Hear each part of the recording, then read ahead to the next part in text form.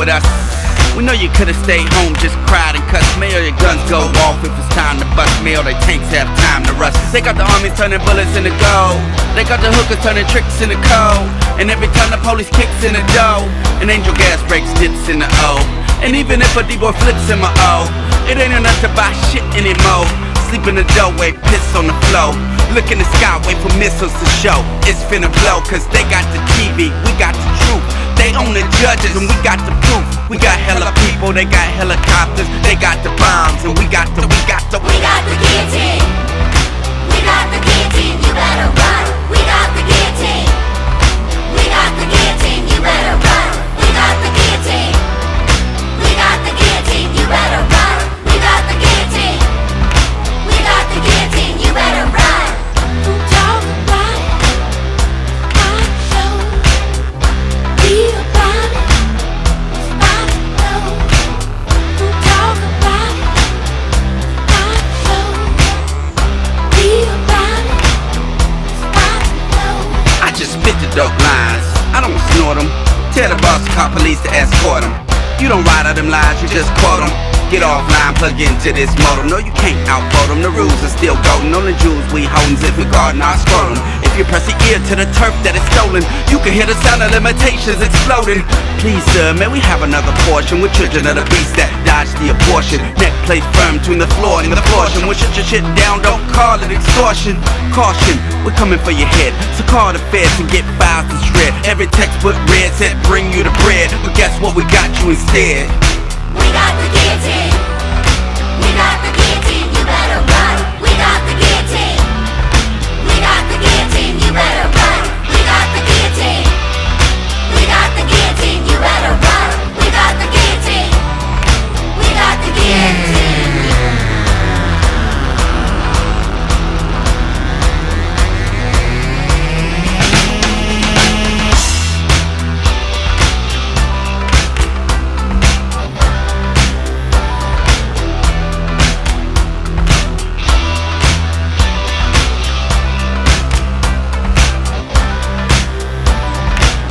Let's keep it banging like a shotgun. We in the war before we fall. Now if the time of work is late, I'm counting enemy, we got one. Now keep it banging like a shotgun. We in the war before we fall. Now if the time of work is late, I'm counting enemy, we got one. Hey, hey, hey, talk about it, I show. Be about it, I know.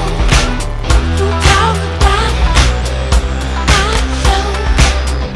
Be about it, I know.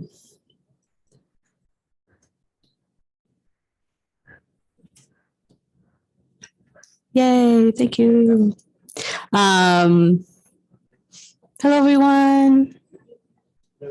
Hello, friends. Can't see everyone on the screen yet, but I'll see you in a second. Were folks familiar with that song? No. But you recognize Bruce. Okay. Yeah. Oh yeah, absolutely. No, Boots Riley grew up in a revolutionary family, and sort of in that world, including in his music, and he's very purposefully revolutionary and communist with his propaganda. And the that song, We Got the Guillotine, that is from the album, which developed to become the film Sorry to Bother You.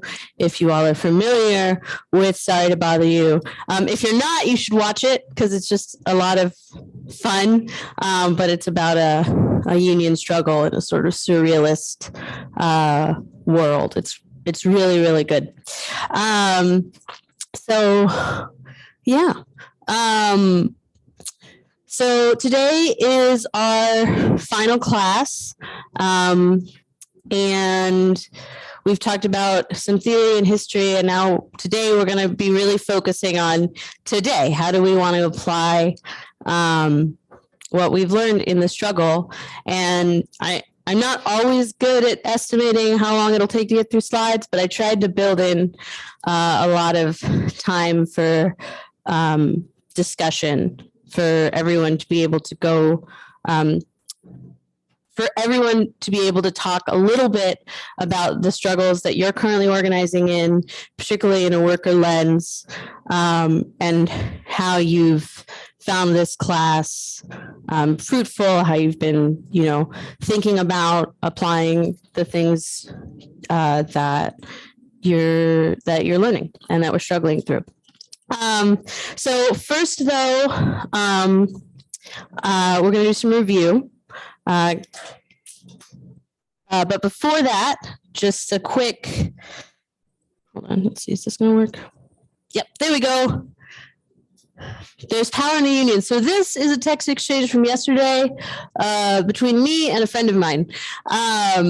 So one of my favorite coworkers almost got fired yesterday from Amazon, but the union fought back, and by which I mean the workers fought back. This is a worker that's active in the union. So when she got word that she was probably going to be fired from her manager, she immediately alerted other workers, worker organizers, and we came together, made a plan, and prevented her from being fired. She still has a job. So it's a little bit in limbo of, where things go next to give her the strongest chance to keep it. But that is a win, and that is the power of a union, even when you haven't been officially recognized yet, even when there's not a contract, just the power of workers coming together to organize. That was the lesson from the very beginning of the union class, right, is that there are these legalistic structures that we go along with in whatever society we're in to have union recognition within those structures. But the union truly is the collective of workers and the collective power of workers to make demands of capital and take democratic control of their lives in the workplace, where we spend most of our lives. So there's power in the union, and that is the union in action. So, outline of today's lessons. I just want to move this around. So, like I said, first we're going to do some review. We're going to look at the importance of the worker in revolution. We're going to review sort of some key theoretical highlights of the main communists that we looked at throughout the classes. And then we're going to take a look at some of the union organizing tools that we had to rush through at the end of last class on having one-on-ones and semantics and thinking through that. We're going to look at that using an example from one of the readings. Amazon organizing. And then we're going to basically talk about today. So do a review of recent history and then do lots of talking. And then just get ready at the end of this class. We're all going to sing a song together. So I think you'll enjoy. Be prepared. Includes people online. We're going to do one big cacophony. It's going to be great. This is what you do in the struggle. So I'm just preparing you now. Get ready.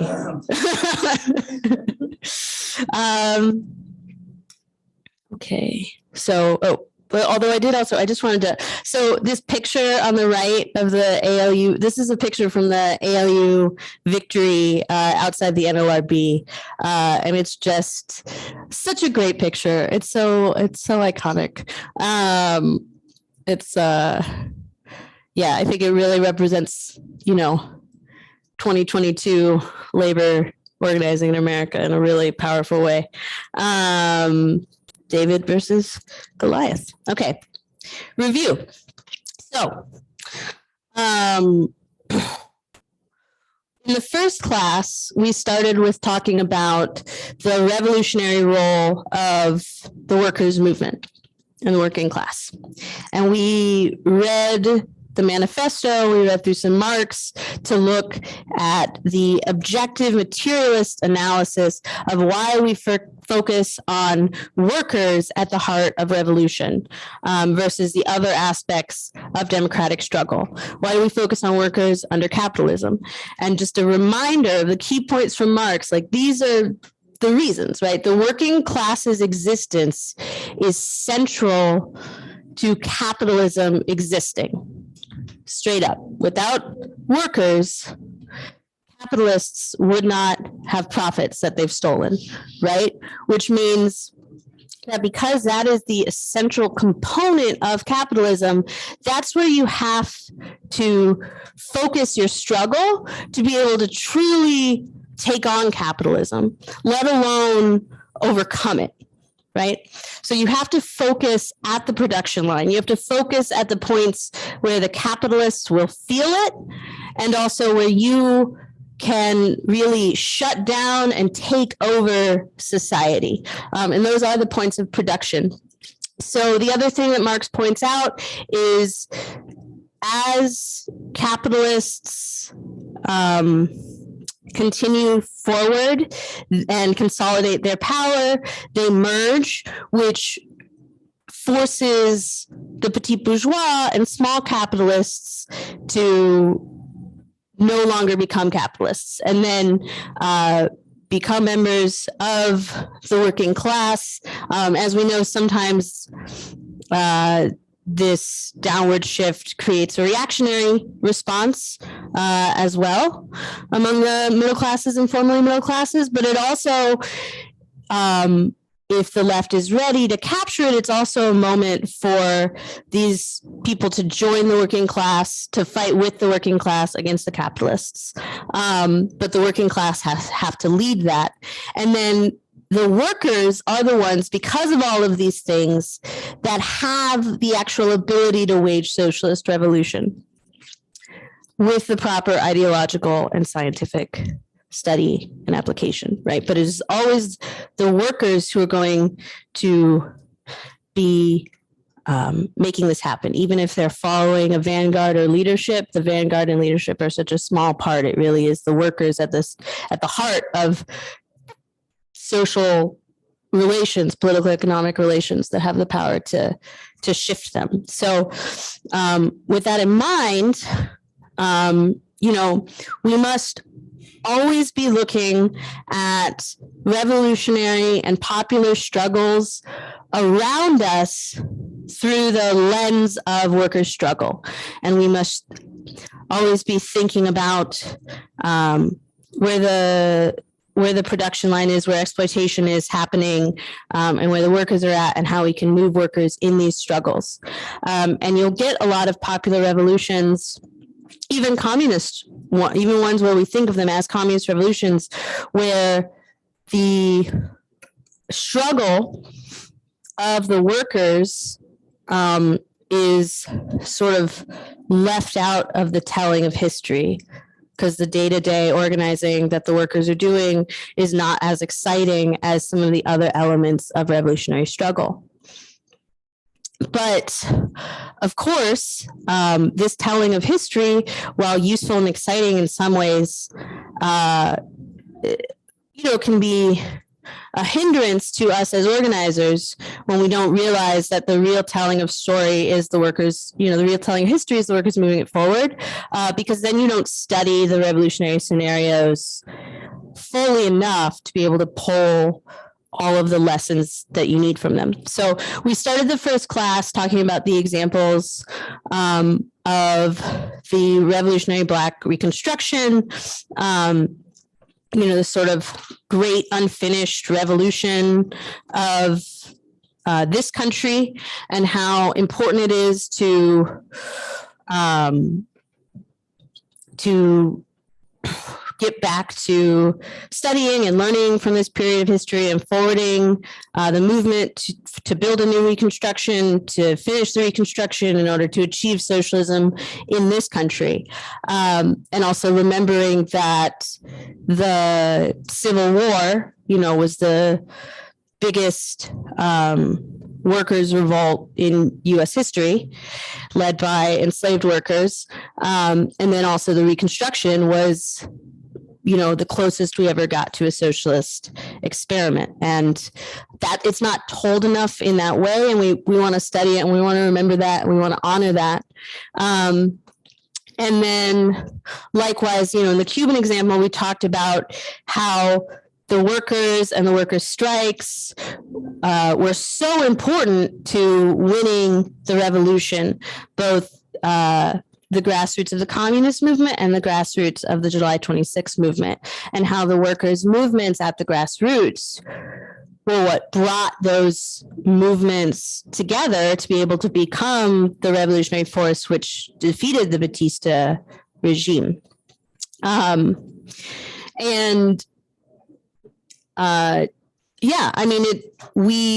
I said, we see this in very popular movements.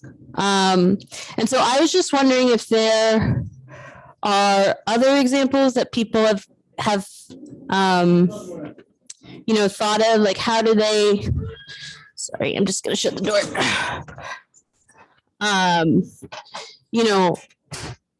If there are other examples of ways people see this playing out in popular struggle or movements, protest movements, where the workers aren't held central, and also how can we push back against this without, of course, being chauvinistic or economistic or undermining like the very real democratic struggles.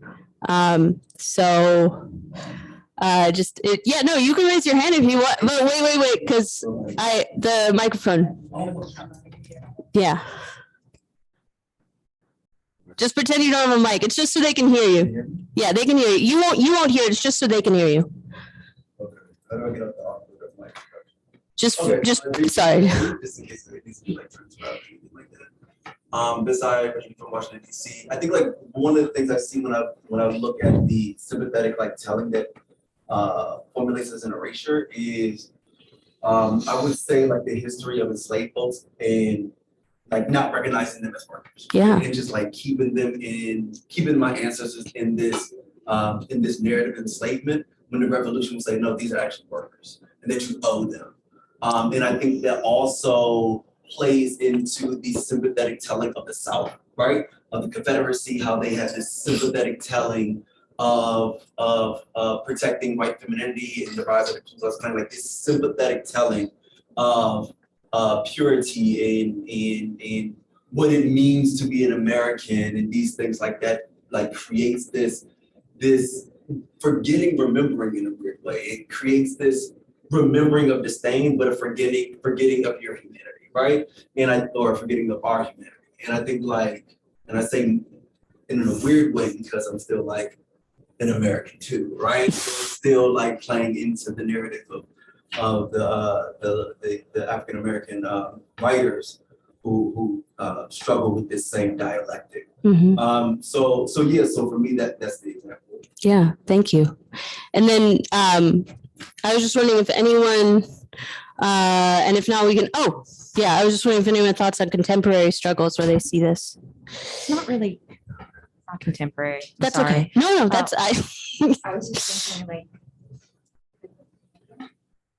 could like the suffragette movement be, or just like the movement for women's right to vote be considered kind of like a workers' revolution in some ways? Because I was just thinking about how like housewives and like women's work and things that are done in the home are so often not classified as work. They're not paid, but they are absolutely necessary to the running of an economy. Like if somebody's not there to run a home, it doesn't work anymore. So I don't know. That was no, that's a good, I mean, that's a great random thought. The women's movement is definitely a great, it was great, the great contribution. Thank you. Because the women's movement is definitely a location, especially in the United States, where you do very much see this obfuscation of the working women's movement and the Marxist framework of women's liberation and women's emancipation. And you also saw this in the development of, sort of the suffragettes movement actually had a sort of very interesting liberal wing and sort of anarcho and socialist wing. And they had different views on how to forward these things. And then you still often see today the feminist movement is framed in very liberal ways. But I think what we're seeing with the renewed attacks on reproductive health care, on women's rights, and on bodies and on bodily autonomy is part of the failure of that liberal framework to not properly bring in the working class struggle. And then you have the mic, and then we'll move on to another slide. But yeah, and then in that same realm of like liberalized large movements, the climate justice movement right now, I'm not seeing enough conversation. I think there's like little factions of orgs that are focusing on agricultural workers, farm workers, on poultry workers, folks who work at plants, coal mining, but like none of that I feel like is like at the bedrock of the political education used to progress the climate justice movement right now. And so definitely not seeing that at the center. yeah, and figuring out, I know people who are working on that very struggle of building labor connections, connecting labor and the climate movement more, but it's absolutely necessary, and we're not doing enough because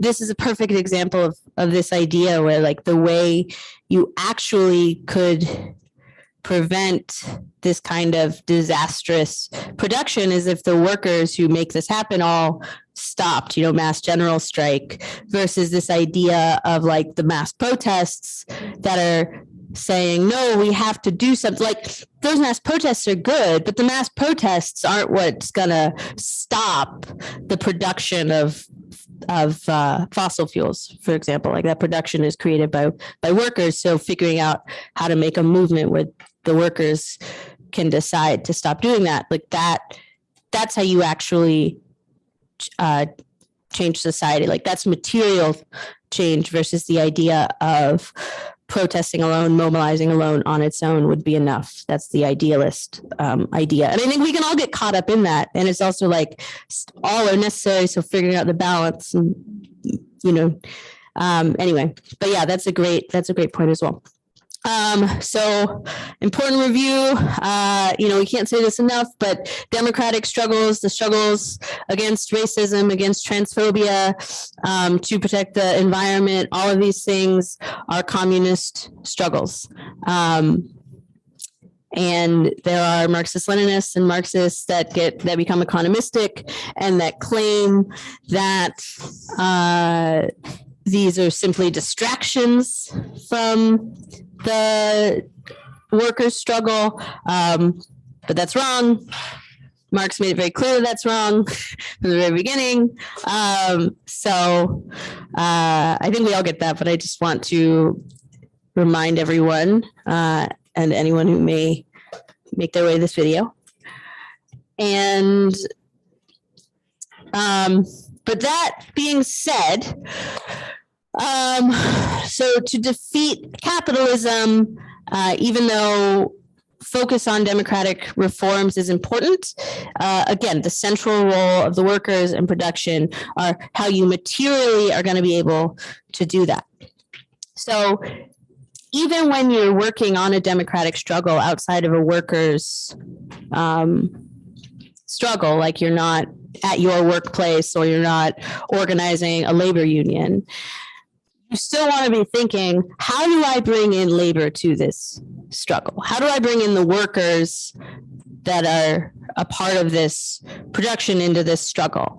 And I think Claudia Jones's anti-racist work and women's emancipation, Black women's emancipation work is, a really good example to look at here when thinking about these struggles, because she really does think about the situation, of Black women and domestic workers in really hard economic terms. And she's tying that to very real chauvinism and racism. But she's saying, but for us to really advance these struggles, we need to advance the struggle of women workers, who are triply oppressed. And I think this is important for us to think about, because there really is a way, especially under neoliberalism, that a lot of these democratic rights struggles, like the housing struggle or the anti-racist struggle or the women's struggle, are disconnected from labor, and you don't see these movements necessarily even think about bringing in labor. So if you're in the housing struggle, how do you build ties with the building trades, right? That's a traditionally very reactionary sector. So, but that has to be done, right? And there are progressive elements within the building trades that are also trying to connect to the progressive movements, right? So you find these people, you build with them. So for example, here in New York City, there's this group called Building Trades for Workers' Democracy. If you work in housing, especially you do public housing advocacy work, you should look them up, right? Because they'll want to support you. They do stuff with Local 79, right? Like that's and LIUNA, and again, not the whole unions, but it's a complicated dance, right? And in the anti-war struggle, right, those of us who are in that, we want to try to figure out, how do we organize workers that make these weapons, right? That needs to be what we're building towards, right? Because that's how you actually stop production. And you can do this again and again.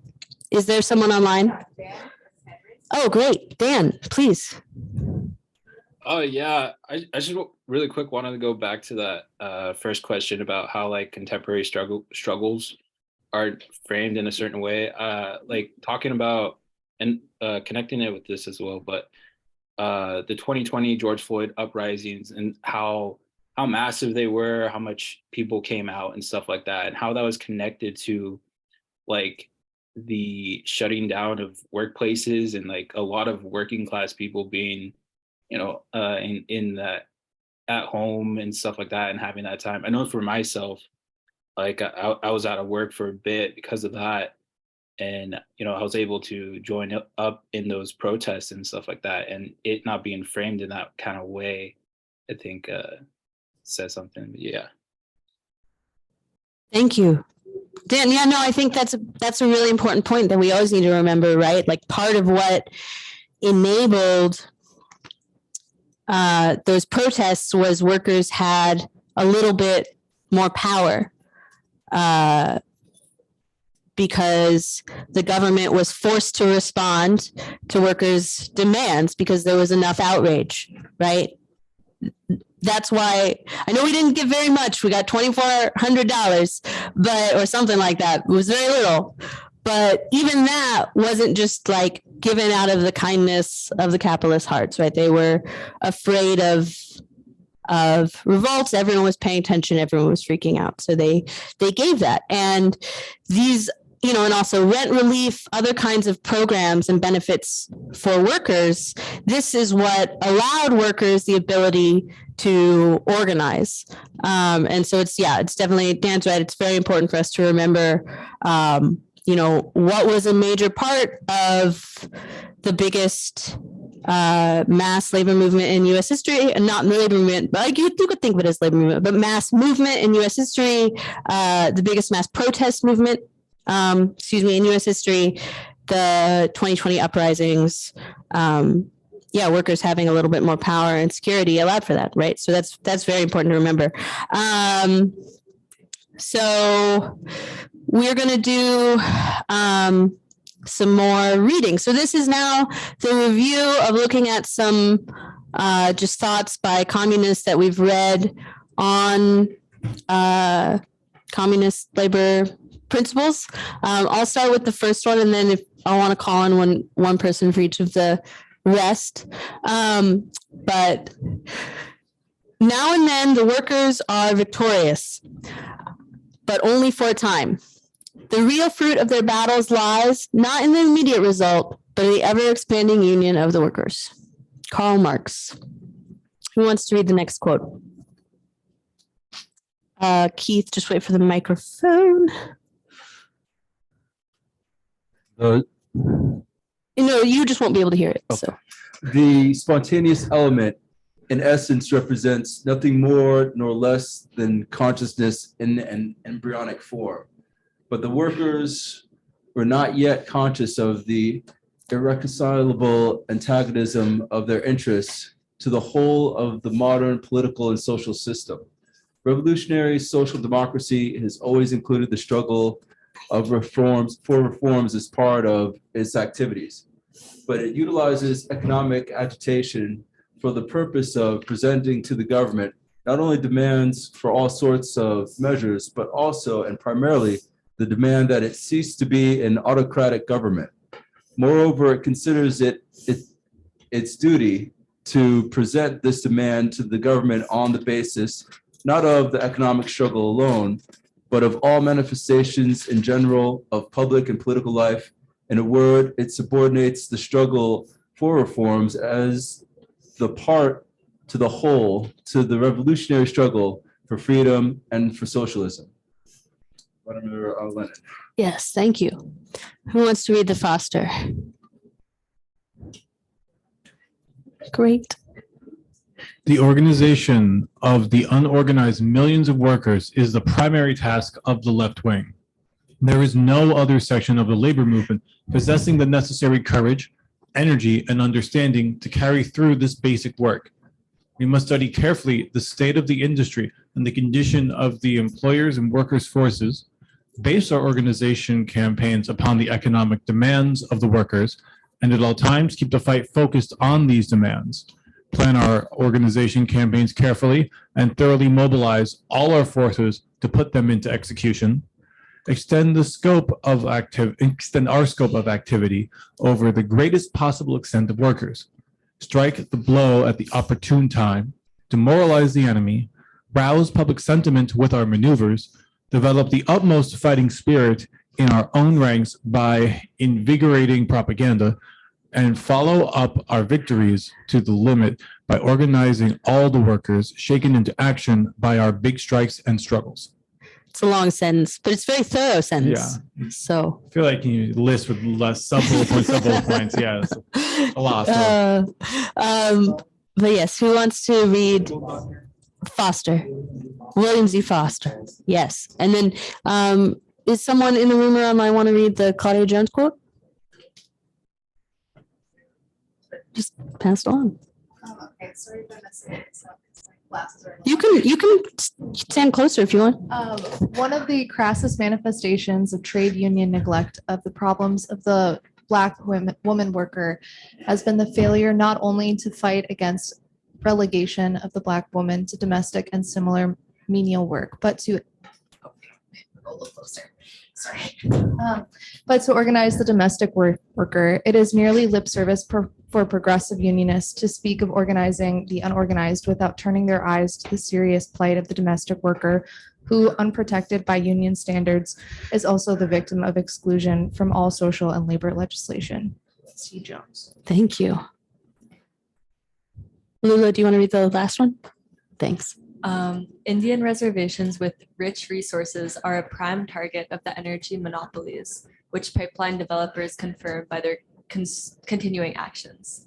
We need a strategic alliance between labor unions and native tribes. The protection of reservations and their natural resources from monopoly plunder needs to be a major point of struggle for the U.S. working class.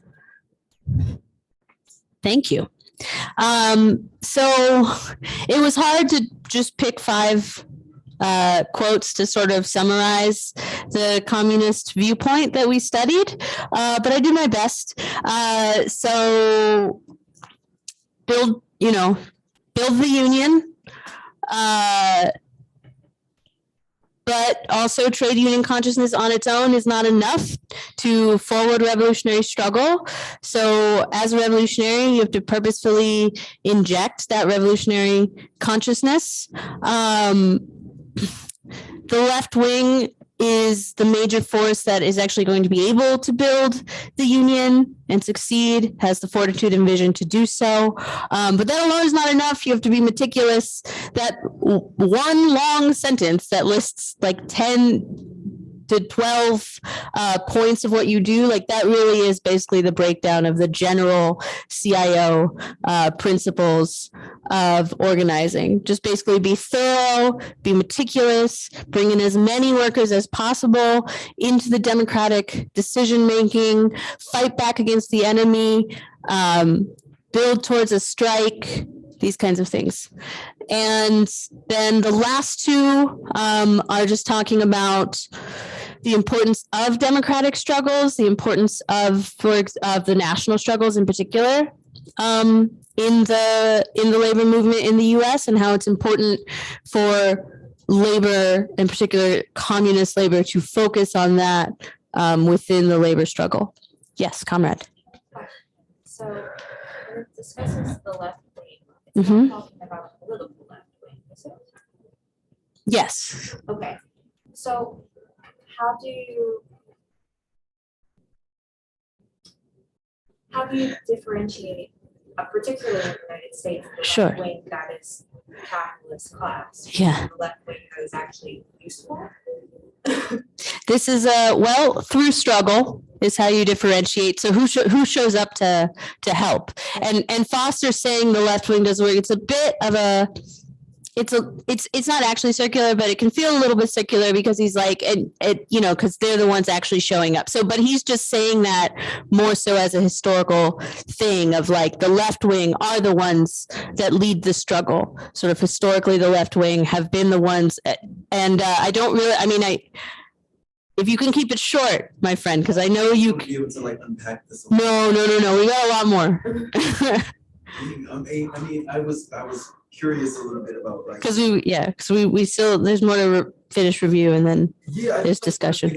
Like I have the biggest issue with the Communist Party, probably like communist like politics, is that there's still this erasure that I don't think it's even sympathetic at this point. I think it may be borderline classes or elitism, or elitism in some way, because I don't like when I'm in the hood and I see drug dealers and drug users and stuff like that. Like those are workers and employers and those things like that, and they're not connected to the social revolution, communist, socialistic politics. So for me, I see them as like a demandless worker, right? Like they have no demands for the state. Like they're just out there moving money. You talk to them about politics, they don't want to hear nothing about that shit. Like they don't want to talk about that. They just want to make their money, do whatever they need to do. And I think even the mentality isn't to get by anymore. Like back in the day, like Talib Kweli just to get by, like we did these things to say to get by, dead friends, like we had this rhetoric. And nowadays that rhetoric is going, and we talk about the transition to hip hop culture and like even that was seen this like socialist, broken glass everywhere. You gotta hold the mic. But like we just don't care. Like this revolutionary, socialist, communist kind of like politics always existed in the 70s and 80s and the birth and creation of hip hop. And then when it turned to like gangster rap and hardcore, which was hardcore, I think like masking like some of the politics of the movement, right? You got Tupac and Biggie, like East Coast, different cultures still contending and talking about the same phenomenons, just one honoring it and one critiquing it. And I think like a lot of that narrative of hip hop is missing. Even now today, it's messy, right? Like even Kanye loses it a bit. Like, fuck, man, like what's going on? But then he makes sense sometimes. So like I mean, bringing it back to the now, like growing up in Bedside, like I'm from DC, right? So I grew up in the crack epidemic, but growing up in Bedside, I'm like, if y'all niggas was home for like 3 years, and like y'all come out and do the same shit, like I'm just like, what's going on? You're still in the pandemic, public health, like how isn't the phenomenon of a global pandemic not raising the consciousness of our community again, and where does hip hop fit into this? And I feel like, yeah, I'm kind of like frustrated, but other than that, I think like there's much more of a critical race theory critique that I have about many of these philosophers and engineers of the movement today. Well, I feel like, and I really got comrade, the African Socialist Party. yes, I did. I saw that. I did. I saw that. Yeah, no, it's that's bad. That's no. So I would say that. So I don't have time to. One, I would like to go to the class on hip hop and communist and revolutionary politics. Like we can do that later. That we don't have time to get into that right now. But there's a lot of very interesting struggle within that. But The political left in South America. You know what I mean? Like, so like. Yeah, music. I mean, music has done. Yeah, no, music, culture work have always been We should talk about this later. hugely. Yeah. But I would say that I would encourage you to do more reading if you think that these things are not addressed by communist and revolutionary writers. So that's all. Is that I would say. I mean, I think the questions and the focus on whether or not we consider them proletariat. It's a complicated question. I mean, arguably a lot of the workforce are proletarianized now. But I think, there could definitely be more focus on these economic structures. But there are a lot of Marxists and communists who look at these questions. Yeah. So we're just sorry. I'm just gonna there's a lot of time for discussion. Particularly like focused discussion afterwards, but I just want to bring it back to the class, everyone. So thank you.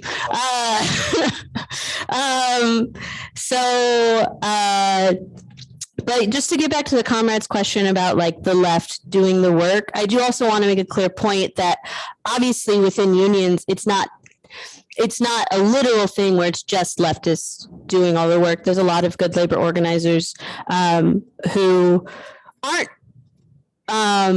necessarily politically conscious even, right? And they vote for all kinds of people, or they don't vote. Some of our important worker organizers in ALU are like Trump voters, right? And that's really important. And that's sort of actually the power of the union, is to build that unity across divides by focusing on these issues that forward real struggle. And then oftentimes you'll see political development through unions of people becoming more progressive because they're forced into these struggles.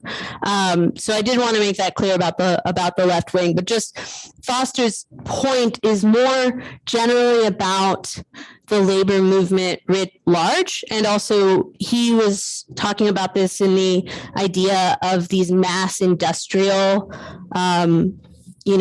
trying to organize 500,000 people under one banner from the start. How do you do that? And so his point with that is that the left would need to do, and we even see this today, like the AFL-CIO, the liberal forces, like, they're kind of useless if there's any, the thing going forward is the left. And then Foster also says it's like the progressive forces will move with the left. So that's also how you'll see. And then the reactionaries will try to block, and it's a whole thing.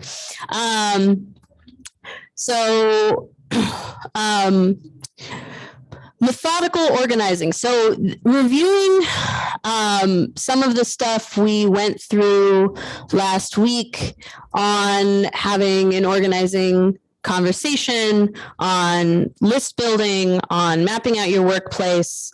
And I did share those slides, so you'll all have access to them. There are, specific methodological ways of doing this that are the best when you're the most aware of what you're doing. But then you also have in all successful union drives, even when it's only a semi-conscious state of it, you'll find that workers are usually applying some kind of organization, some kind of methodology, some kind of mapping out of the union.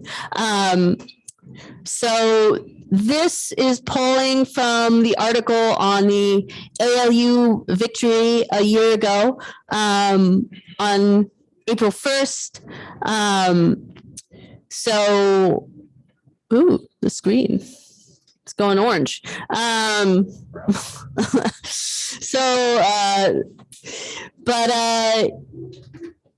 even though in the ALU, we were semi-conscious, right? Like we read Jane McAlevey together. Some of us read Foster, and we tried to have organization. We would have weekly meetings, these kinds of things.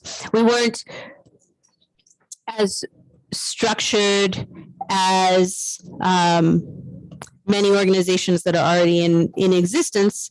And we were doing a lot of reinventing the wheel trial and error as well. So you only get this semi-consciousness. But when you look at sort of the story of our success, it does map onto the CIO principles and the modern 1199 application of them and these kinds of things. So I want to split this reading in half from mapped out the leaders. Is there anyone online who wants to do some reading?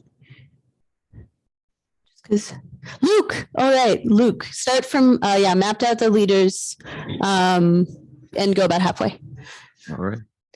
Thursday night in Brooklyn. Sorry, 1 second. Thursday night in Brooklyn, after the first 6 of the 10 boxes of ballots had been counted, workers were giddy with excitement and disbelief.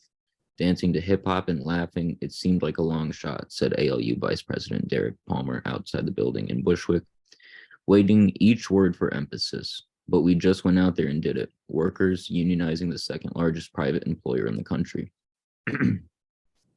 The more Palmer spoke about what exactly they had done to accomplish the impressive feat, the clearer it became that neither magic nor luck had anything to do with the union's victory. It was a hard scrabble worker-to-worker organizing that got the goods. Palmer has worked as a packer at Amazon's sprawling warehouse complex for 3 years. He estimates that out of 100 people in his department, 70% were solid yes voters. I pretty much flipped my whole department, he said. What I'll do is study a group of friends and go to the leader of the pack. Whatever the leader says, the rest of the group is going to do. Fellow ALU organizer Michael Aguilar agreed about the approach. For example, Casio Mendoza talks to the Latino workers in the building, he said. And I'll stop there. Someone want to finish it? You can do it, Keith, if you want. We'll just need the mic.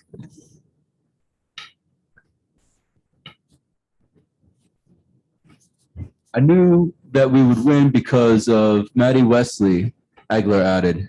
She's so empathetic. She could connect with a lot of people in the building. She was one of the key leaders. The independent union enlisted the support of volunteers from various unions and community groups to run a phone banking operation. Wesley tallied union support on the phones and in tabling outside the facility. It was during one such tabling that she recruited Aguilar to the organizing effort. Our data had about 65% support, which obviously had some margin of error because the people who are most likely to talk to us are most likely to be supporters, said Wesley. Most of the workers I spoke to didn't use organizing lingo, but they had clearly mapped the warehouse. We know in which departments and on which shifts we have strong support because of where our organizers are, Wesley said. ALU member Justine Medina credited communist organizer William Foster's organizing method in the steel industry for the group's organizational acumen and bottom-up organizing approach. She and others on the organizing committee read and discussed it, giving it out to workers to read. Thank you. So, yeah, I know that there were people that found, again, last week's very fast, going through of the organizing skills kind of confusing. So I thought an example would help make it a little more real. But yeah, I was just wondering if in doing this reading, if people who were able to come to last class or even if you were able to catch up on the video, thinking through organizing methodology, like if there were things that stood out to you in this reading that like map on well to some of the skills that we've been learning. Can you zoom in the 6-step structure organizing conversation? Well, I don't think I can actually, but I also it said, but I can read it. It says 1 introduction, 2 good issues, 3 education, 4 no, it's not because 4 call the question, 5 inoculation, 6 next steps. But I can tell you that we did not follow a structured organizing conversation model. So that is not something you'll see reflected here. But that was one of the ways we were semi-spontaneous, semi-structured. The 6th one said what? Set steps? Yeah. The last one? Next steps. Next. So it's like you do in the structured organizing conversation, the thing is it's different than a chat, right? Because you're trying to move the worker to take some part of the collective action. And so at the end of the conversation, you're making a plan to follow up with them on whatever you've discussed, if that makes sense. Did you raise your hand? No. I guess you were scratching. So if no one has any thoughts, that's totally fine. We'll just move on to the next slide. But yeah, I hope this helps clarify for people that had questions on the slides. Okay, so I don't know if I am any more qualified than any of you to make a list like this, although I would actually encourage all of you to try to make a list like this, like really methodically think through what are your own principles of how you be a good organizer. These are my very general union organizing principles. You want to be a good worker. You need to keep the job, first of all. So it's very important that you are a good worker for, if no other reason than that, keeping the job. But then also other workers will recognize if you're slacking off or if you're working hard. So this is important. You want to really be a part of the workplace and be proud of the work that you're doing, right? Because workers are proud of their product. The problem is just that someone else gets the full value of that product, right? If you're in a workplace without a union, the first step is you have to find other people who want to build a union with you. You can't do it alone. So just very basic. But yeah, have meetings, work together, study together, talk with each other about the things that you're reading and studying, have a culture together. You're talking about hip hop, there really is actually a vibrant culture of left-wing hip hop music. And sometimes unions are a great place to introduce that music to. And one of the first songs we started with in this class, actually, Work, is a great example of that. And I shared that around with all of my compatriots, and everyone loved it. And anyway, culture is important to building a strong union. you know, if you're an organizer, like know who you have, know who's on your team. It's the whole point of like the list building and the tracking, whether it's like big on the wall lists or in a computer, you definitely need to be keeping track of where everyone's sympathies are. Strive for unity wherever possible. It's very tempting and very easy to get into fights at the workplace with other people. And you need to try as hard as you possibly can to not do that. Because especially if someone is being oppositional to your union efforts, if they're anti-union or there's some sort of factionalization that has happened within an existing union, it can be really easy for workers to fight. And your job as a revolutionary union organizer and a good union organizer generally is to help people work together. You know, people don't always need to like each other. They need to be able to work together, right, towards common goals. Because the real enemy is the boss, and they just want us fighting, right? So avoid that. So a president of legislators.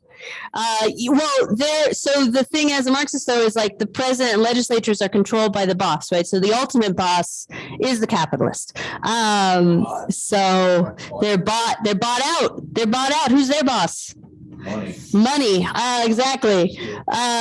So if you want to succeed in your union campaign, you need people on every shift in every department. Like it's going to be very unlikely. I mean, I would say probably completely unlikely, but nothing, you know, I don't know every example in history, but like in order to win a vote, let alone do the actual mass like striking, you definitely need people sort of in every part of the workplace. And then you want to, even once you get that, you just want to keep building, right? The goal is to keep growing the union, keep growing union activity, keep growing, even if people are, you know, you've mapped out the warehouse and you know you have full support, like are those supporters active? Like just keep whatever that means, right? And then if there are, you know, as you grow and the union is in other shops, be connecting with those shops, right? Make it one big union across locals, make it as community-based and as big a coalition of workers as possible. So remember, as an organizer, you're fighting to win, so you want to fight for concrete victories. All that being said, it's normal to lose sometimes, so know that too, and just take solace and comfort in each other. And then as you're building, you need community support, including from other unions. You want to support other unions. You want to build one big union, right? That's still the goal. And then this picture on the right here is from earlier this week. Trader Joe's United is having an election this week at the store on 400 Grand. And the election is yesterday and today. So we'll find out. I mean, maybe they've already found out. I actually haven't checked for updates, but fingers crossed that they've won their election. It was a great rally on Tuesday in advance of it, where labor organizers from all over the city, ALU, the Domestic Workers Struggle, UAW, the laborers, all kinds of sectors came out to support in this way that is really beautiful. And the entire spectrum of the socialist left, which a few years ago would have been unthinkable because they were all fighting. But now they're all getting along in support of labor, which is how it should be. So yeah, those are my general principles that I sort of built from a lot of the things that we discussed over this course. So take them with you, think of your own, try to stick to them. Okay. Recent history and current struggles. Okay. So it's always hard.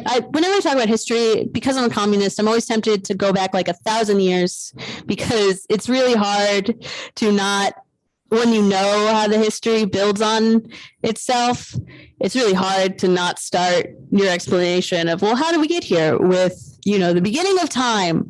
But, I'd say today's renewed revolutionary movement, builds upon many hundred years of history. But I think the real seeds for it, I think with many of us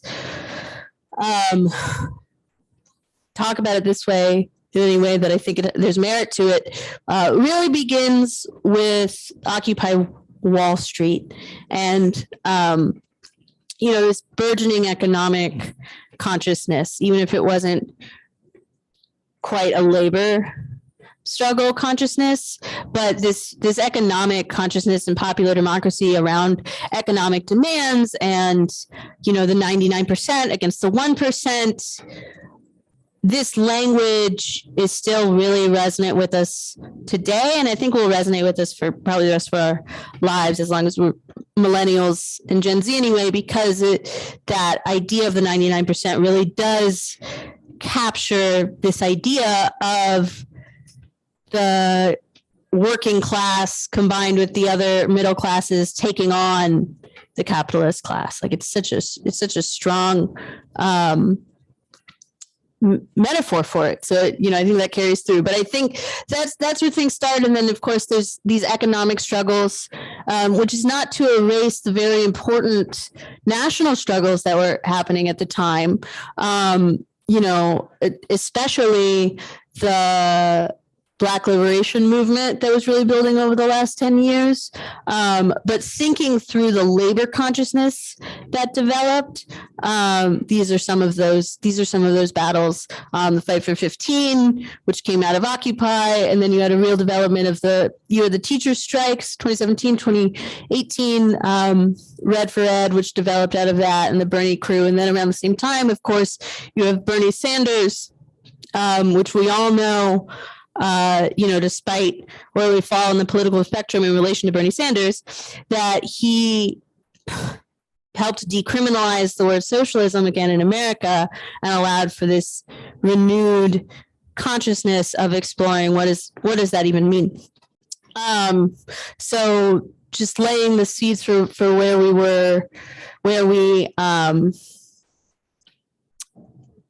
are today.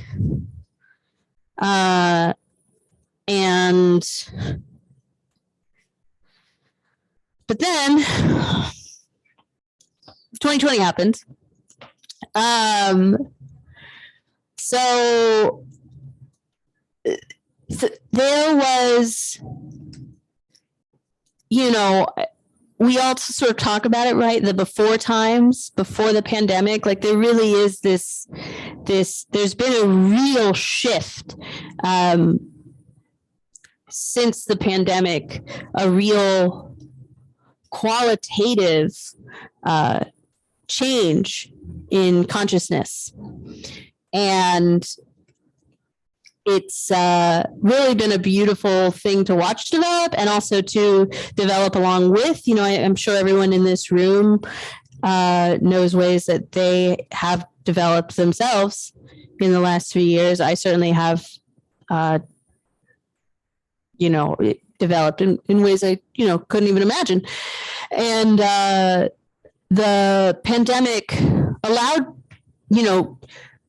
pushed this and heightened contradictions and sort of showed the ways that capitalism is not responding to this horrible thing that's killing millions of people, and that capitalists will not protect their workers. So in the beginning, this is what I was saying, was some of these things for workers were won by workers. It's because if you remember in the beginning, there wasn't jobs closing down. The workers were still being forced to work. And so they all started doing these spontaneous strikes and walkouts. And it forced, not just workplace policy changes, which was true, but also legal changes, this power of these like sort of mass I wouldn't say it was a general strike period because a lot of them were minority strikes, but there were all of these walkouts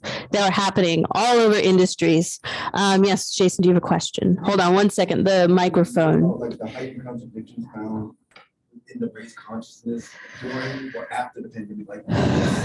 Heightened contradictions? Well, You said that you mentioned like some heightened contradiction, I believe. mhm. I know you talk about like consciousness raising found during the pandemic. And Mhm. you mentioned consciousness and contradictions. So can you like expound upon that a little bit? So the contradictions just within the capitalist system in the workplace. But I don't know if, Into the pandemic, how do you find it during like how do I find them relating to the pandemic? Like since we're still in the pandemic, what are your projections as a researcher, as someone? How do I think things will continue? Well, I think the pandemic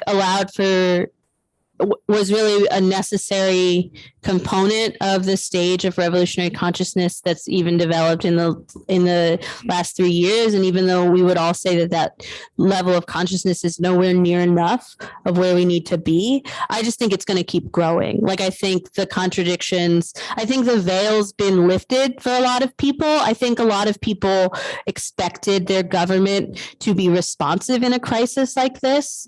And then people realized that that's not true at all, right? So I think that, and the sense that I get from study and from discussions I have is that, the Biden administration, right, when they came into office, they were running on this idea of like going back to normal, right? But we all know that that's impossible. There's no going back, right? So that's sort of what I mean by consciousness shift is even though there's ebbs and flows in the revolutionary struggle in the streets in the last 3 years. We're not going back in the way that the common people are thinking about and relating to their government, their workplace, and what they're going to settle for. And that's why you've seen things like not only the walk-offs, but you see people just quitting their jobs more, refusing to take it, right? And saying, no, I won't take, the idea of quote unquote, no one wants to work anymore. But that's just, no one wants to work for sub-minimum wages because it's better to, you lose more money when you're factoring in the reproductive labor costs to get to that sub-minimum wage job than to just not have a job. You know what I mean? So it's like people are making these economic calculations more by recognizing the reality of how the system works, at least a little bit more. And I think the pandemic allowed for that. So that's what I would say. And then I want to ask, so I know Keith has a question, but maybe you can just answer, I want to take 5-6 minutes to hear from people like what you've noticed in the last few years in terms of revolutionary consciousness changing, especially around labor and workers taking back their power. Thanks. I remember the Secretary General of the United Nations, His Excellency Antonio Guterres, stating that the COVID virus has exposed the fragilities of the current systems. And, he's always talking about sustainable development goals, working towards peace, and the importance of gender and ethnic parity lenses in terms of achieving equity in regards to the global South as well as humanity as a whole. And, when hearing about, the COVID data rolling in at the same time, there was a lot of information coming in regards to hate group data maps, as well as election fraud data maps. Also, and the census was coming around then as well too. So there's a lot of information rolling in, and people were getting a crash course, in regards to statistics and data analysis in terms of real time, as well as in terms of the lag between receiving the data from the field and then processing it, as well as, the test results rolling in, and then there being a lag time between how long it takes to test somebody, how long it takes to get those results back, and then what the virus is actually doing. So it was able to accelerate people in terms of analyzing the field of how, what we do affects, one another, and then also how we read that information of what it is people are actually doing. And, as you said before, the fragilities in the system were exposed by that, with false color imaging, as well as body counts, as well as how people were reacting on a small scale and large scale in regards to a non-human threat. And it was a pretty good crash course in regards to, how these systems are going to respond in terms of climate crisis. And, and those are going to be a lot more hard filters and hard tests, in which we could all pass, collectively together, of course, by unionizing. Yeah. The comrade over there has, I grab it. Here you go. Yeah. I think for me, what was interesting about 2020, so I work in healthcare now, and I was working in child welfare prior to this. But I think it was the shift in, because there's almost sometimes like an elitism, I think, in healthcare in particular, but also in like any sort of like nonprofit idea that's like, oh, we're working for like the greater good or whatever. And the contradiction is that like, just like the idea of being an essential worker, and how that meant that it was okay for me to die in order to like provide a necessary service. And also, but that still wasn't why I was like on the job every day. Yeah. It wasn't necessarily to provide this necessary service, because hospitals have to stay open, and also hospitals made stupid amounts of money. And how like during the pandemic, like child welfare cases and child welfare also profited off of our collective grief. And I think it was like a reawakening for me as a person, as a worker, but also there are so many people in my life who are maybe like more conservative. Like I'm from the South, and so I know a lot of people who are like single issue voters and all this stuff. But to see them sort of really like awaken to this like class consciousness and being like, wow, I'm essential because my boss still wants to make money, and they will literally let me die in order to keep raking in money. Yes. And like, yeah, I don't think, unfortunately, anything else could have shifted people so massively outside of like the pandemic. Like it was just so visceral to think like, holy crap. Yeah. I mean, we all know people who died in the last few years because of COVID, right? Every single one of us. And and like I said, the bosses only gave us protections because we fought for. I remember those stories and images of healthcare workers who didn't have PPE and were wearing. Do you guys remember the images of healthcare workers in trash bags in order to have protective garments? Because the most essential of the essential workers during a pandemic, and you get these absolutely horrific responses from workplaces and from governments. I mean, the New York City went on 3 years ago, New York City went on a hiring freeze for public health workers during a pandemic. So, that's also what I mean by the contradictions sharpening, is that this system claims to care for the workers, but then their actions show that they do not at all. And the pandemic helps show that. So, bye, friend. Go ahead. I mean, Please. Just to build off that, not only did it show that did the pandemic show that the bosses were willing to put people's life in like very extreme direct risk, not the kind of more abstract, the job is exploitative and it can put you in harm's way. No, it was like almost the equivalent of a gun to the head, but in viral form. And so what it kind of did was instead of having to develop over maybe decades the concept of the only way you stay safe and can beat these people for your own basic well-being is to organize, instead of having to build that over decades as left-wing organizing. The pandemic basically put that scenario directly in front of people. You either walk out with everyone together so you all don't get fired, or you're all going to be putting yourself at risk of injury or death directly within the next few weeks. So it kind of, it's a little bit of a shortcut, I think, like a good shortcut, but It cost, Yeah. it cost human life, but it definitely was a fast track, you know.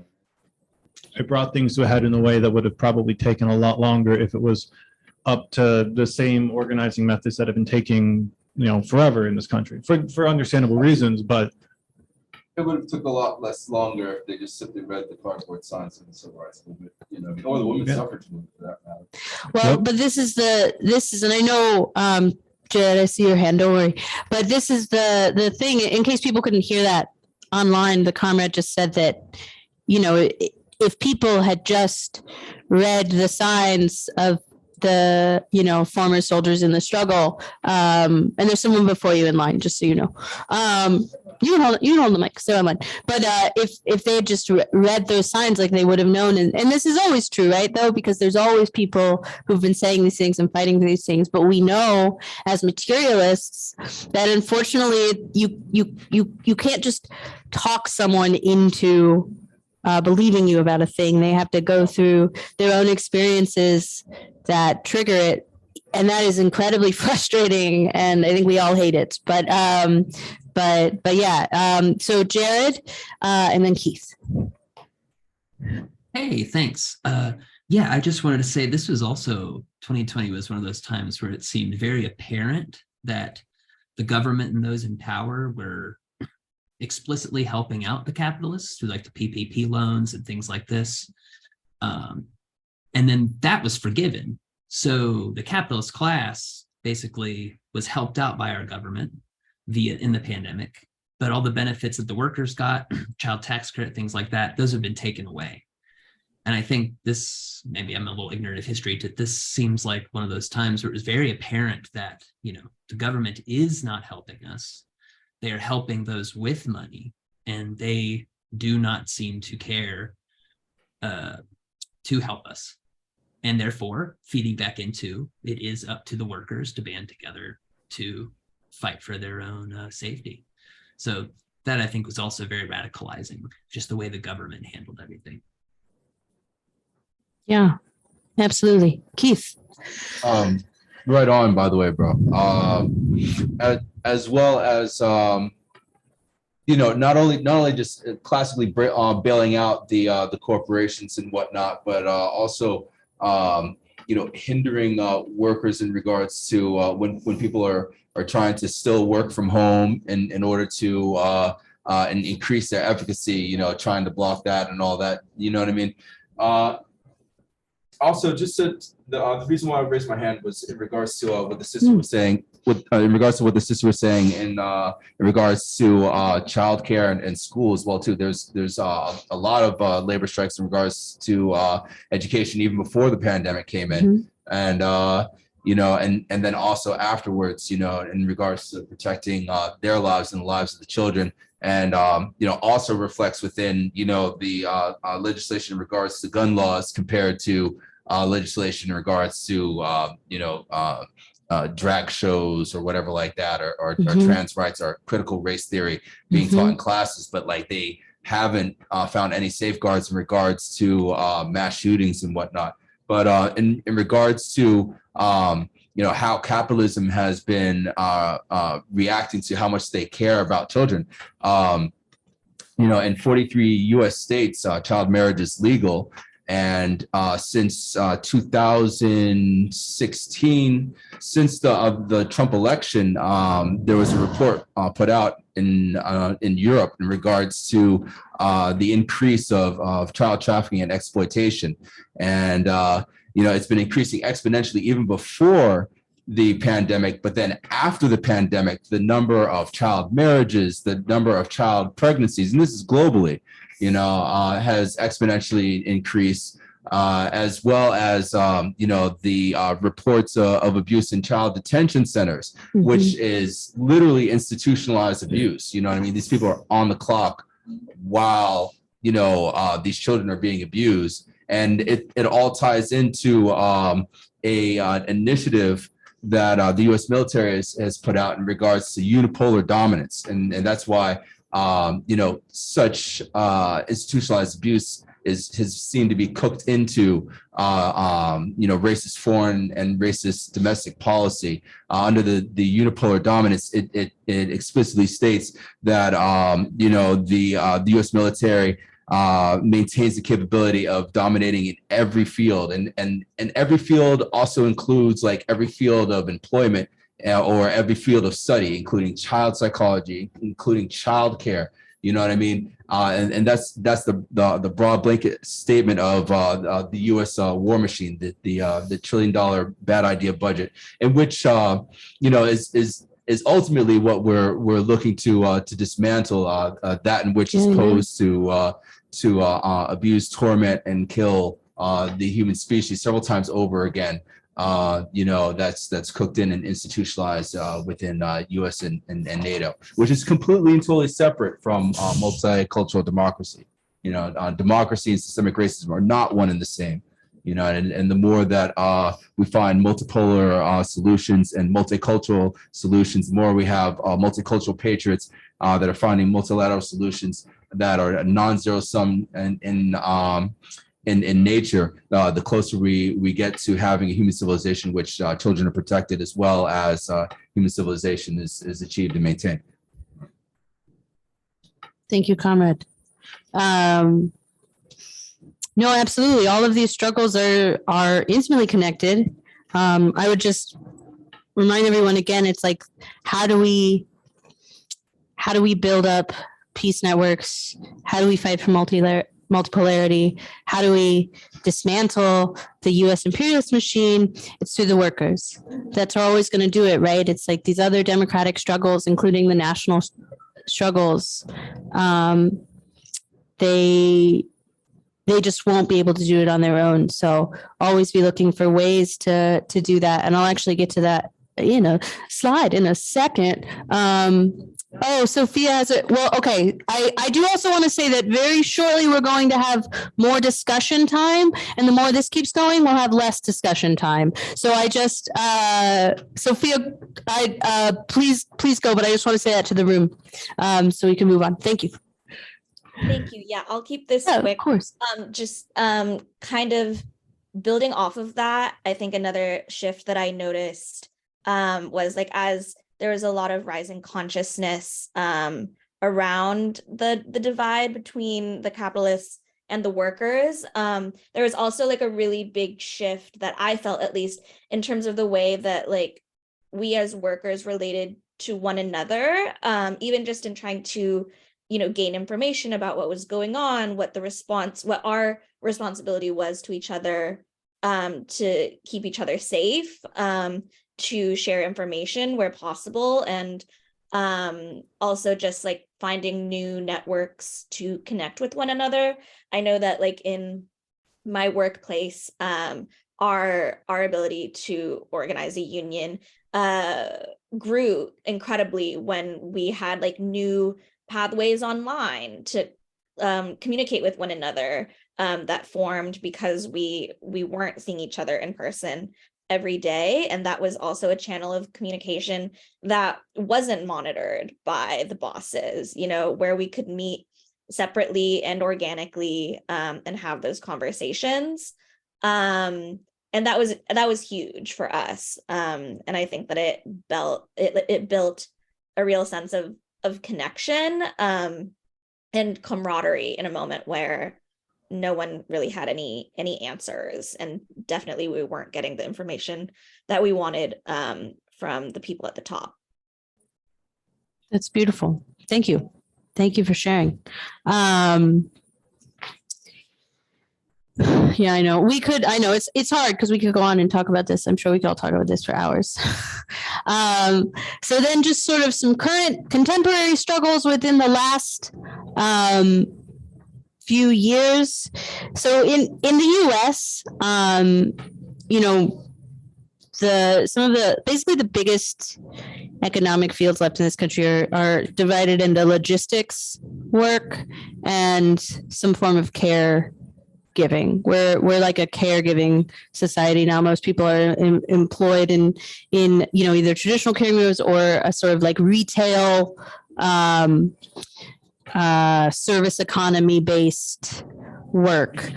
So that's where you see a lot of sort of purposeful focusing happening, but also a lot of spontaneous action happening. If you notice that it's across logistics sectors and also service work, that's because that's what we got here in the US for jobs. So that's what's going on. But yeah, Amazon Labor Union struggles, Teamsters strike, Starbucks, home healthcare workers.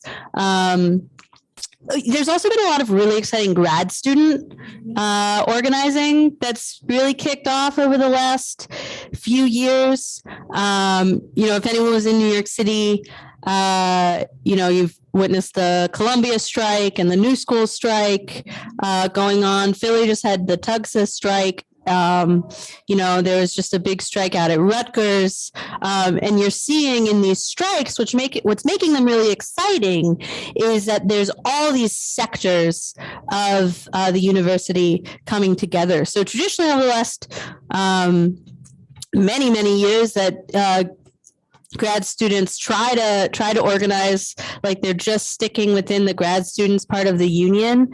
But when you have success is when you bring in all of the workers across campus, and then also all the different levels of the tenured people, the adjuncts, and also the students, both as students and student workers.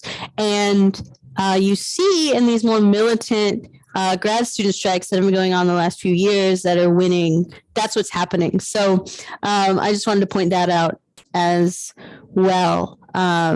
You know, education workers. I don't know if technically that's counts as service worker or not. I don't think so, but that is another exciting. I mean, education workers are where you're seeing a lot of really powerful organizing as well over the last year. So I just want to talk a little bit, you know, about what Comrade Keith was saying about the international struggle. Obviously, as revolutionaries, we care a lot about anti-imperialism. So for those of you who are active in labor struggle, you should know that the Cuba Solidarity Movement can intersect with that really easily. The National Network on Cuba, which is sort of the main umbrella under which most people who do Cuba solidarity organizing organize under that big network. They have propositions you can introduce in your local to sort of show solidarity and have the local or the union vote to make a statement that says that the U.S. should not be embargoing Cuba. This is a big part of that movement right now. So that's something that you can do. Labor has always been a big part of the Cuba solidarity struggle. As our labor movement shrank, that also shrank a little bit as we're seeing revolutionary labor grow, even though the labor sector itself is still slightly shrinking.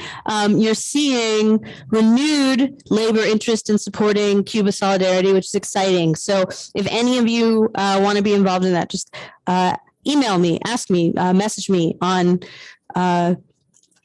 WhatsApp, and I can connect you into that world. U.S. Labor Against the War. That is a coalition of labor organizers who fight against imperialism and war, and they try to get their unions involved in imposing the war machine. So look into them; they're good. Connecting with them in your union. And then the World Federation of Trade Unions. So I want to talk a little bit about this. So in the world, on this planet, there are two major international federations of trade unions. one of them, the World Federation of Trade Unions. It's older. It was started by the communist movement and leftists to connect together the trade unions, right?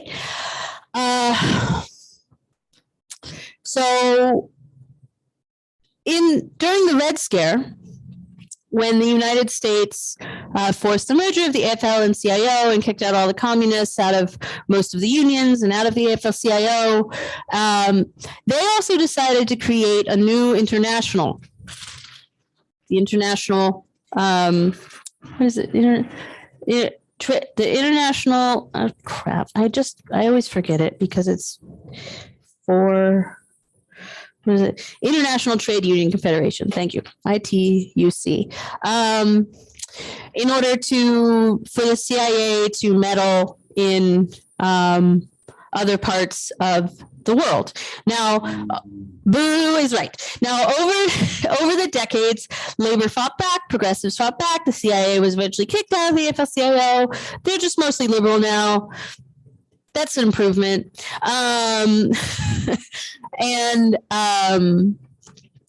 It's not so much that the international is a tool of CIA workings, but there is still a real, because of this difference that's been in place for many years, there's a real ideological difference, cultural difference. Many of the unions in the World Federation of Trade Union are explicitly connected to communist movements, and these federations also tend to be split. Most of the unions that are in the World Federation of Trade Union are in the Global South, and most of the unions that are in the International Confederation of Trade Unions are in the Global North and the West. But there's no rules that say that you can't be in both. Your union can be in both. And this has been a slow movement that people are trying to push for in the US to try to get their locals, even just their locals, to affiliate with the World Federation of Trade Union. Because if you want to be having direct contact with workers in China, in Cuba, in India, that is a good way to do it. Like, even if you don't fully support the governments or systems of those other countries, what's the best way to try to create global liberation? It's to connect with other workers through your international union, brotherhood, membership, camaraderie, right? So Decisive, not divisive. Exactly. Not divisive. And it's, if you push for joining the World Federation of Trade Unions in your local, that will be controversial, but it is a good small step to take to push for concrete revolutionary trade union activity. Remember, if you want to say something so they can hear online, you gotta have the mic. Oh, right on. Thank you. Yeah.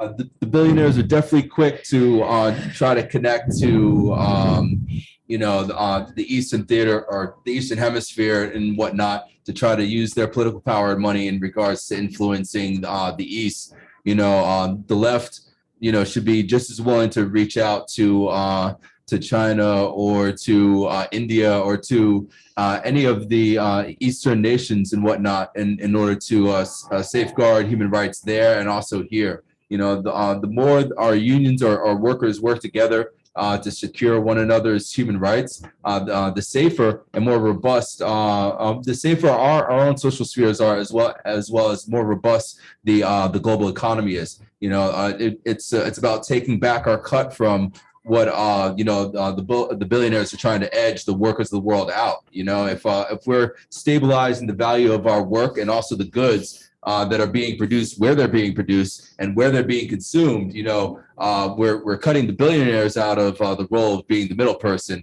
And it's sort of like buying at value, but maintaining the human value along the supply chain.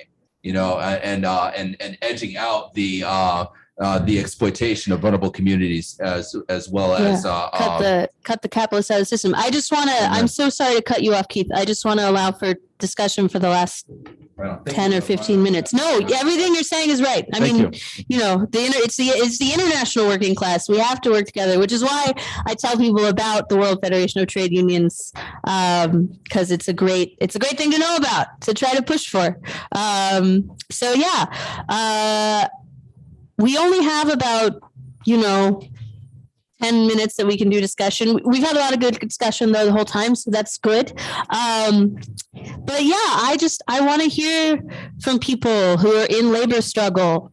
What have you thought? How have you been, thinking through applying these things to your own struggles? And yeah, what if you want to share? I would love to hear from you. I think everyone else would as well. So.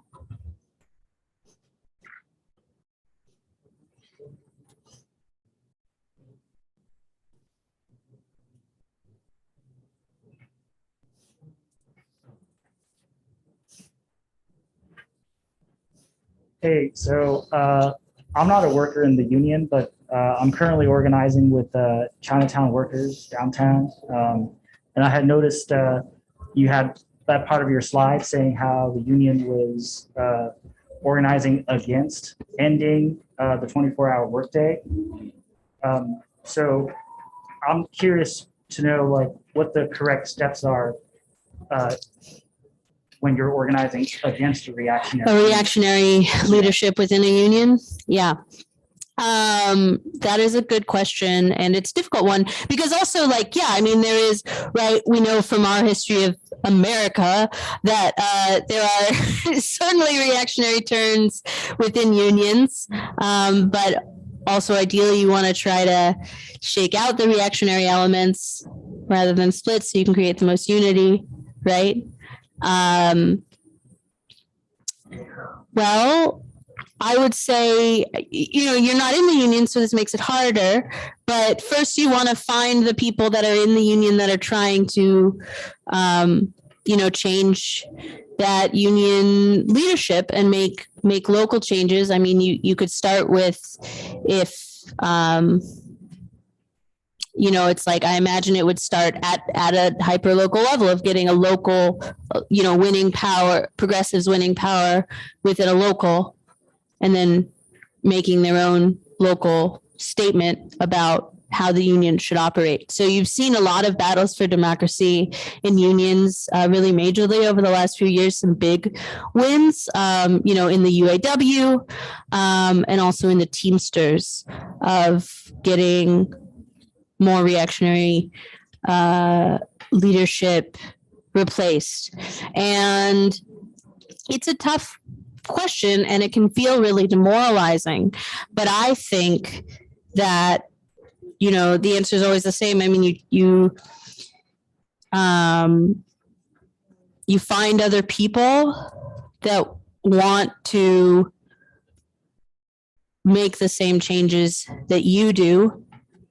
You methodically map out the people within your network to think, who do I go to, and then you plan together who do you want to approach next within that network to build into your collective, and you just want to keep trying to grow that collective and continuing as a collective to methodically map out who to go to next until you build up enough power that you can force whatever change that you want. So that's the general principle of it, which is true for any union struggle. It is unfortunate. I mean, we do see, reactionary union leadership. You see this in revolutionary times too, right? Of course, like famously in, Allende, the Chilean truck drivers were organized to push against his government, and there's other instances of this where then also you have the CIA promoting these reactionary workers by saying it's a democratic struggle, so that's why we need to overthrow socialists. It gets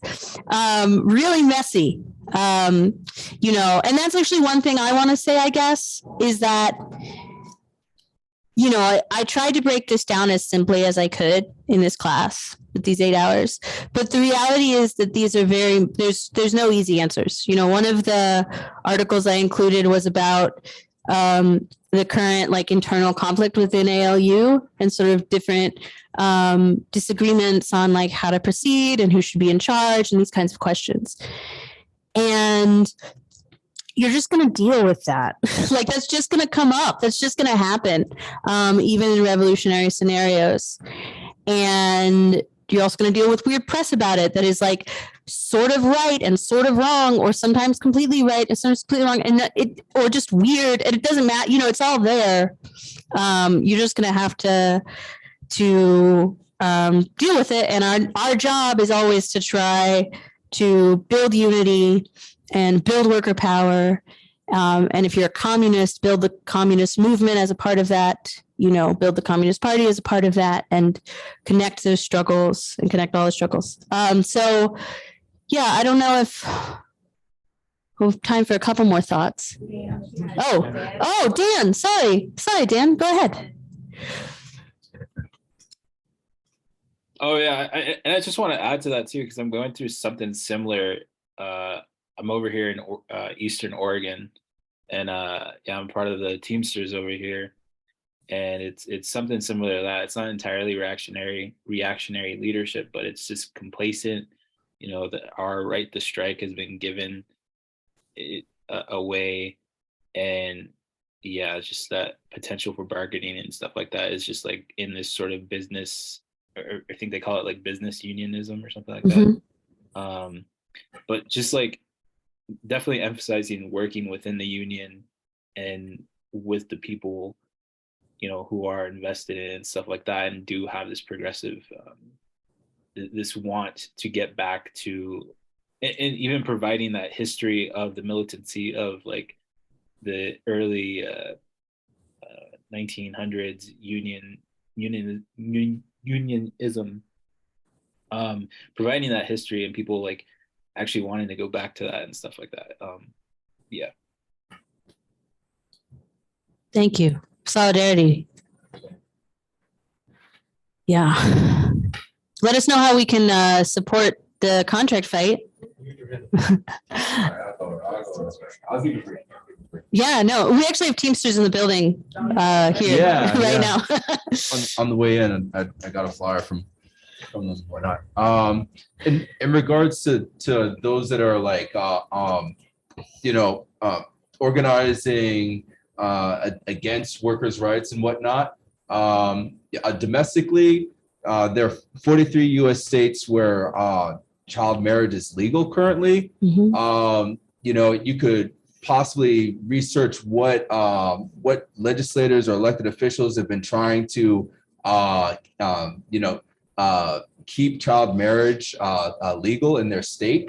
And you know, you hit them in the knees, you know, like you hit them where it hurts and stuff like that in regards to it. You know, like if you find that somebody is trying to you know, buy out or try to you know, impose like some human rights violation in terms of your workers that you're organizing, you know, they're trying to organize people against their own interests. Most likely, you know, they're a part of that, you know, institutionalized abuse cadre, you know, of hypocrisy and unipolar dominance. So, you know, it'll show up in the data, you know, and entities that have investigative reporting capabilities would be the executive, the president's interagency in regards to anti-human trafficking. You know, they have investigative reporting powers and whatnot, as does the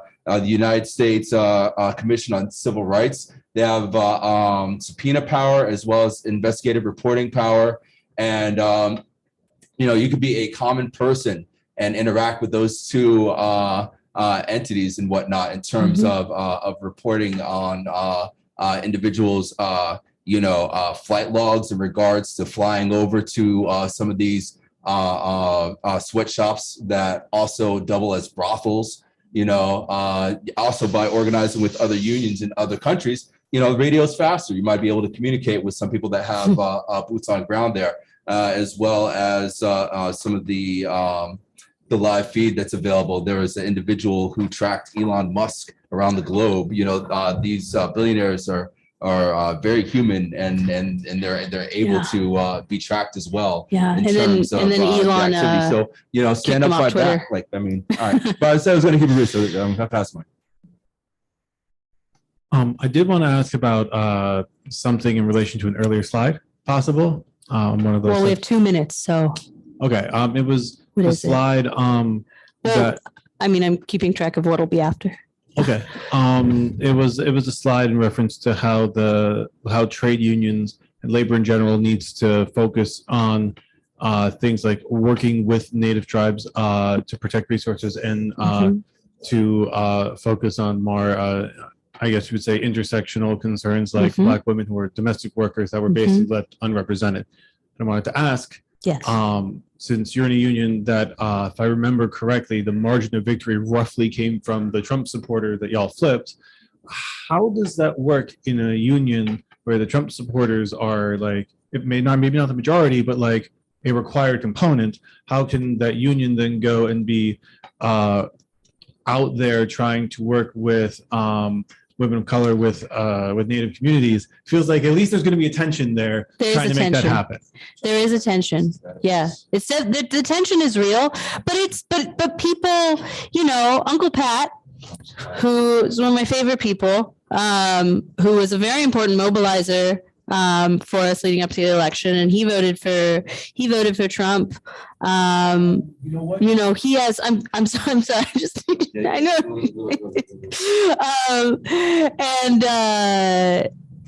He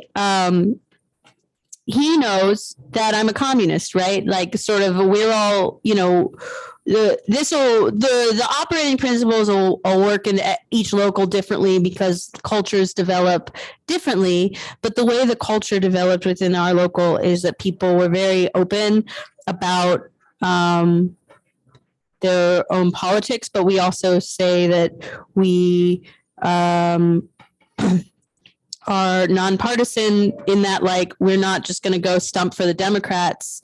I think people appreciate that. I mean, we also don't tolerate, you find this very interesting thing in America where there's these, like, all these contradictions of, like, political incoherence where people, like, legitimately don't think of themselves as racist, but they're voting for Trump. And so they'll be okay with calling out someone for racism. You know what I mean? So you just try to stick to your principles, even though there's a contradiction, and there's that tension is real for sure. So do you think that the trying to stick to those principles, and including where these people are, even if there are contradictions with it, do you think it's enough can you basically build from that large enough that, say, there was ALUs all across America instead of just in one facility?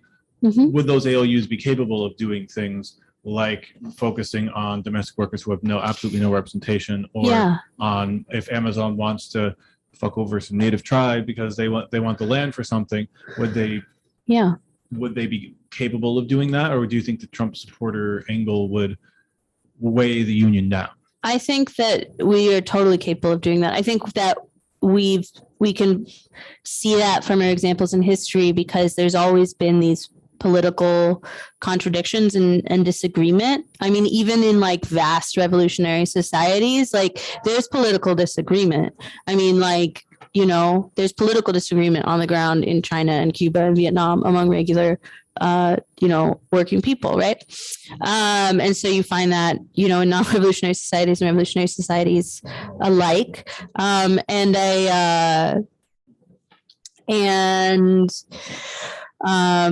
Sorry, I just got distracted from the point I was just going to say. Right. So, absolutely. I think that's what we must be building towards. One point I will say about, the idea of a mass political general strike, or what are called solidarity strikes, is, so striking for a political reason in support of another union or another whatever.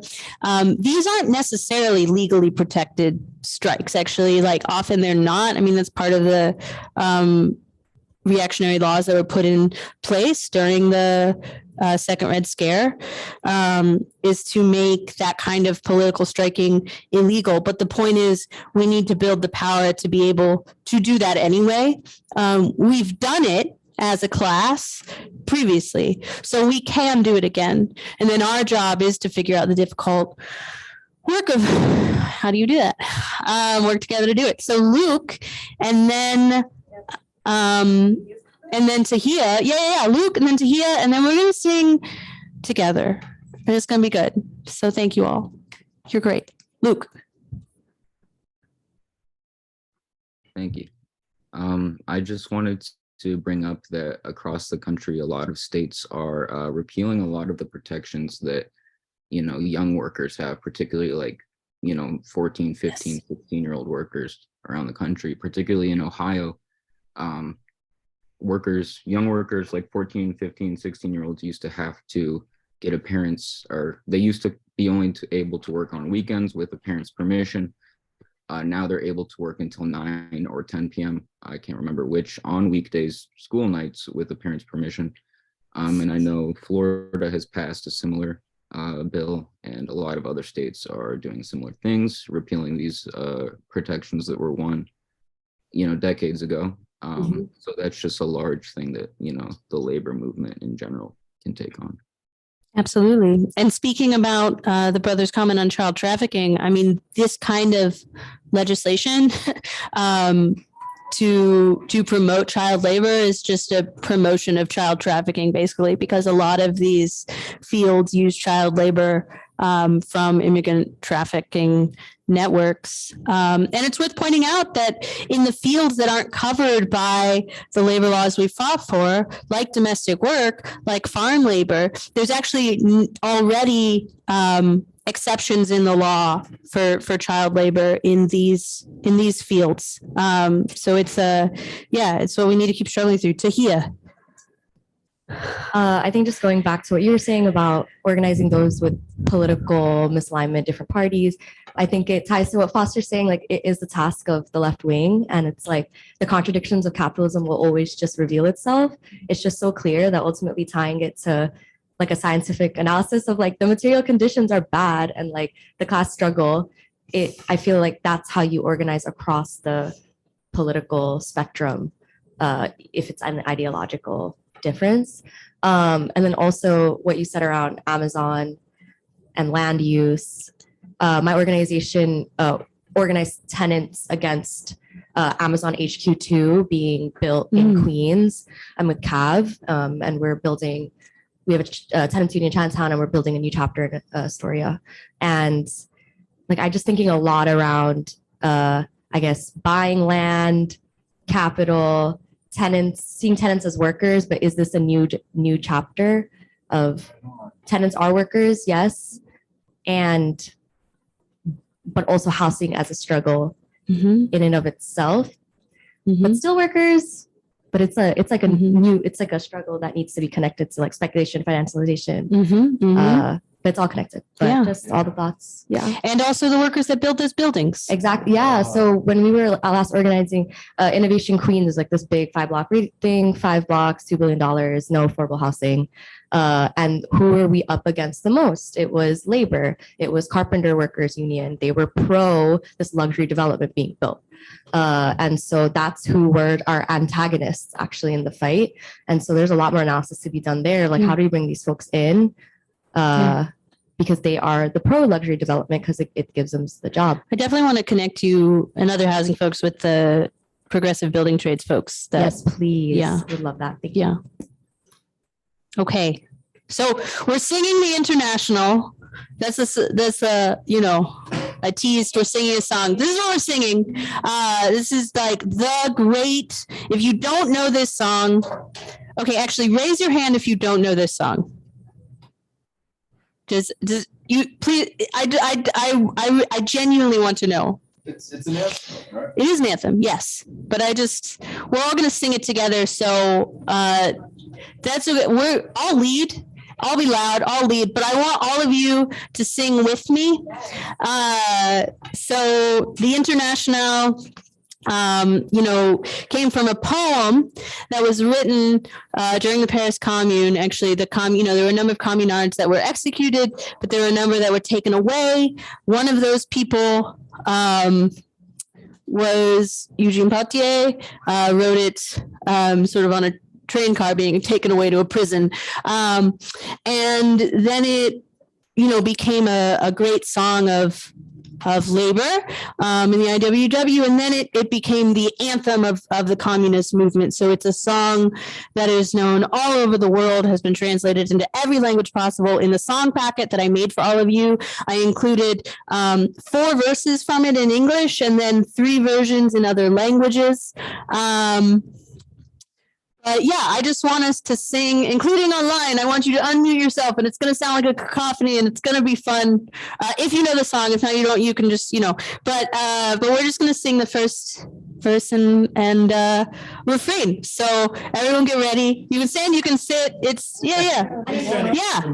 Standing is the. We're all standing. And Sadie, are you going to join in? I know you know it. All right, great. Okay. Arise, ye prisoners of salvation. Arise, ye wretched of the earth. For justice thunders condemnation of better worlds in birth. No more traditions chains shall bind us. Arise, ye slaves, no more enthralled. The earth shall rise on new foundations. We have been not, we shall be all. It's the final conflict. Let each take their place. The international working class shall free the human race. It's the final conflict. Let each take their place.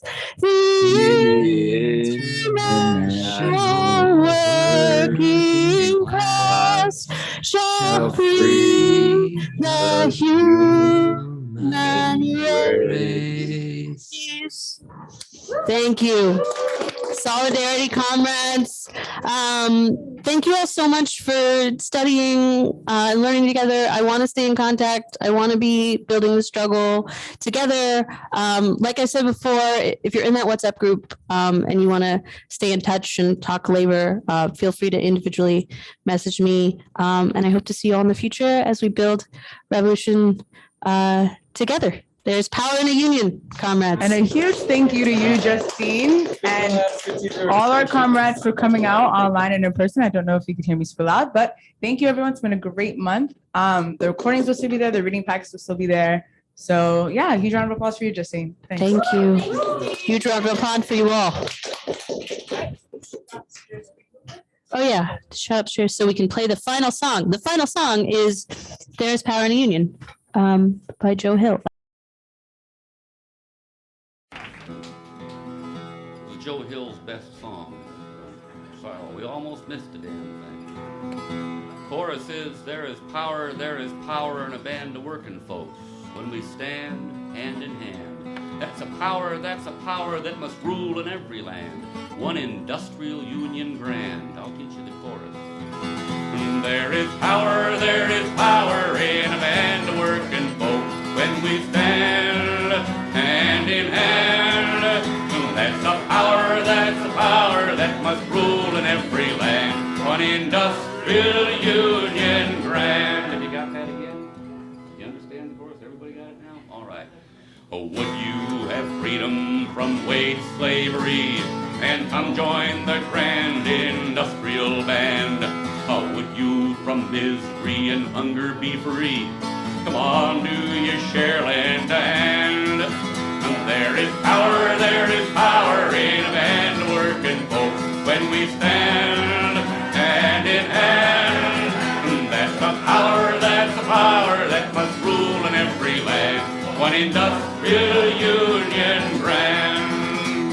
Oh, would you have mansions of gold in the sky and live in a shack that's away in the back? Or would you have wings up in heaven to fly and start here with a rank on your back? But there is power in a band of working folks when we stand hand in hand. That's the power that must rule in every land. One industrial union brand. Oh, if you like sluggers to beat in your head, don't organize, all union despise. If you want nothing before you are dead, shake hands with your boss and look wise.